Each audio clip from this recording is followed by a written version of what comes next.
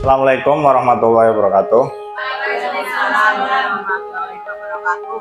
Alhamdulillahirrahmanirrahim.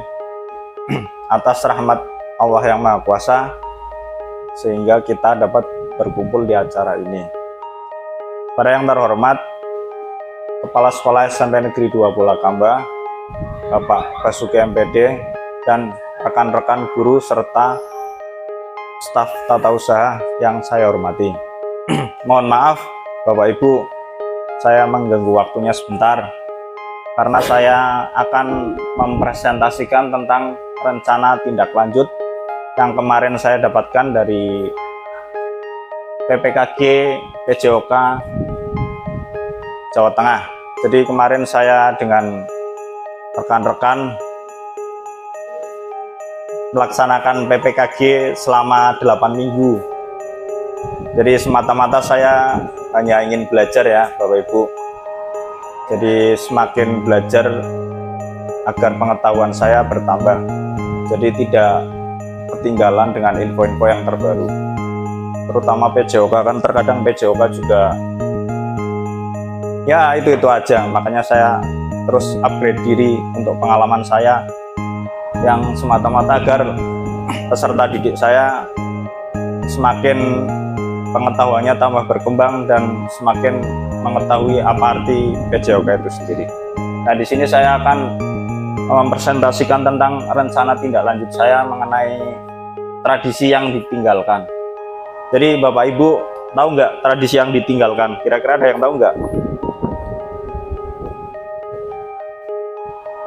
Ini tradisi yang ditinggalkan. Nah, saya mengambil tema ini karena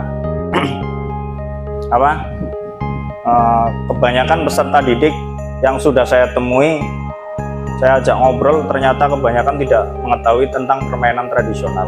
Nah, jadi dari sini saya mengambil tema ini, permainan tradisional. Nah, latar belakang saya mengambil tema ini, yang pertama, peserta didik kita saat ini masuk sebagai generasi Z yang menerima arus informasi secara cepat melalui media internet. Sebagaimana informasi ini mengandung nilai-nilai yang kadang tidak sesuai dengan nilai tradisi luhur Indonesia. Bila mereka terus terpapar, dikhawatirkan nilai tradisi asing akan menghilangkan atau menggantikan nilai tradisi lokal yang luhur. Nah, jadi di sini generasi yang sekarang itu dinamakan generasi Z. Saya baca-baca buku. Kalau dulu generasi saya ikutnya generasi milenial ya Bapak Ibu.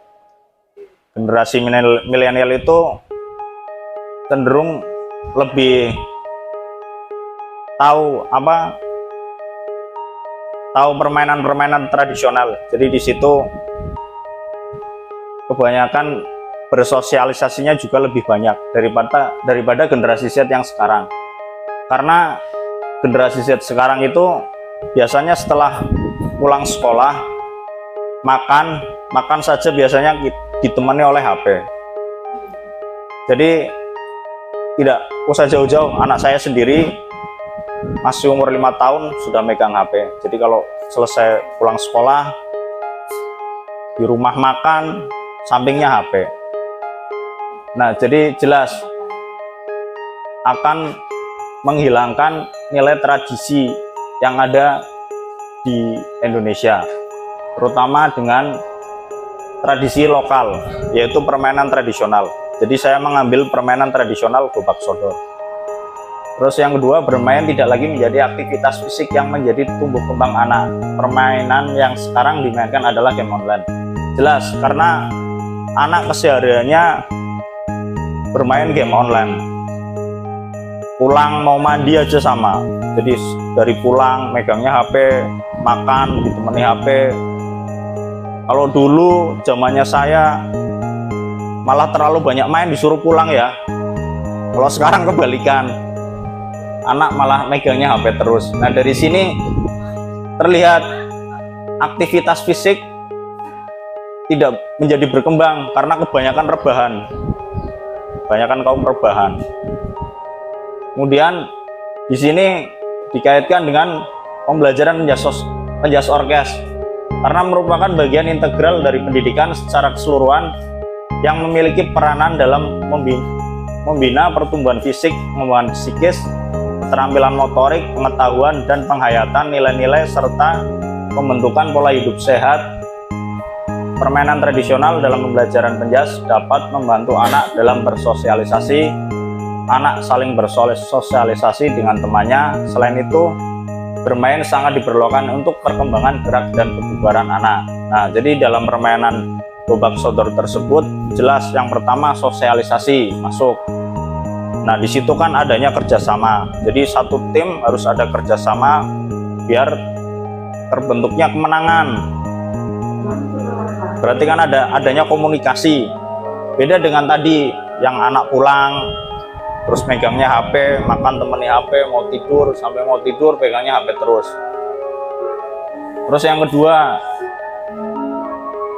diperlukan untuk perkembangan gerak dan kebugaran. Nah, jadi dengan bermain gobak sodor tersebut, anak perkembangan geraknya akan baik dan kebugarannya akan tetap terjaga. Karena dengan melakukan aktivitas tersebut, otomatis semuanya gerak, mulai dari kecepatan, kelincahan, kemudian daya tahan. Jadi masuknya ke kebugaran jasmani. Nah, tujuan program tersebut yang pertama menumbuhkan rasa menghormati terhadap keanekaragaman budaya. Jadi masuknya ke kebinekaan global P5. Jadi harus menghormati terhadap budaya yang ada. Kalau anak sekarang kan cenderung tidak tahu permainan tradisional, karena saya sudah mengajak ngobrol beberapa siswa, kalau ditanya nggak paham Pak, aturannya aja kayak apa nggak tahu, jadi bentuk permainannya juga nggak tahu. Karena memang lingkungan juga mempengaruhi. Ketika mereka pulang di rumah, teman-temannya nggak ada, jadi cenderung ke game online. Kemudian lestarikan permainan tradisional, jelas kalau sering dimainkan, otomatis permainan tersebut tidak akan punah. Jadi mulai dari generasi milenial sudah sini, generasi Z mulai menghilang.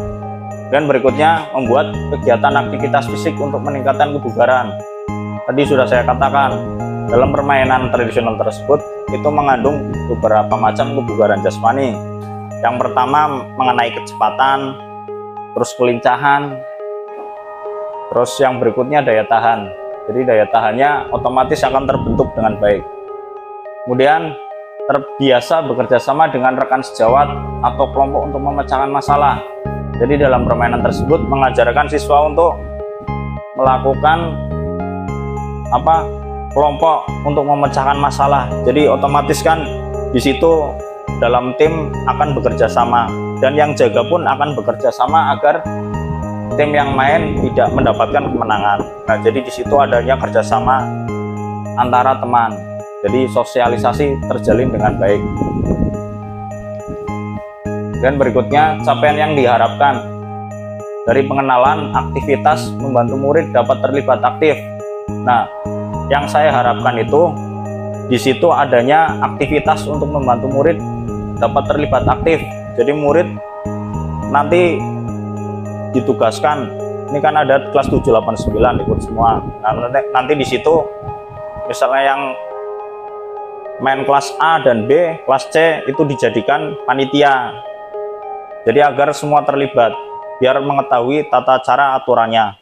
Kemudian siswa yang tidak terlibat itu dijadikan untuk mengevaluasi, dijadikan supporter. Jadi bisa membuat foto atau video. Kemudian yang berikutnya eksplorasi, aktivitas murid mencari informasi terkait topik. Nah, tadi jadi siswa-siswi dibebaskan untuk menggunakan media, jadi memakai HP tidak apa-apa untuk mencari informasi terkait permainan tradisional tersebut. Jadi tujuannya untuk apa? Dikaitkan dengan pembelajaran olahraga dan yang lainnya. Kemudian project, aktivitas murid merancang dan membuat produk sebagai hasil belajar. Nah, dari aktivitas tersebut murid merancang dan membuat produk sebagai hasil belajar. Jadi dari semuanya itu hasilnya untuk belajar murid-murid kita agar mereka mempunyai kebugaran yang baik. Kemudian akhir dari proyek ini aktivitas untuk mereview pengalaman permainan untuk mencapai tujuan. Jadi tadi murid sudah membawa HP, kegiatannya sudah difoto, di video. Nah, kemudian murid mereview permainan yang tadi telah dilakukan, dilihat adanya kejujuran atau tidak, terus adanya kerjasama. Nah, di situ bisa dilihat. Kemudian kebugaran jasmaninya apa saja, jadi bisa dipelajari dari situ, dari rekaman yang tadi ditugaskan oleh murid yang tidak bekerja sebagai panitia atau pemain. Kemudian struktur program dan mitra. Program yang dibuat merupakan kokurikuler yang menjadi upaya untuk mendalami dan menghayati materi pembelajaran yang didapatkan melalui kegiatan permainan tradisional Gobag Sodor. Jadi melalui permainan Gobag Sodor itu termasuk kokurikuler. Kemudian murid yang terlibat kelas 7, 8, 9 laki-laki maupun perempuan. Jadi nanti semua murid itu dilibatkan semua. Kemudian penanggung jawab kepala sekolah. Jelas kalau suatu kegiatan di sekolah ya penanggung jawabnya kepala sekolah.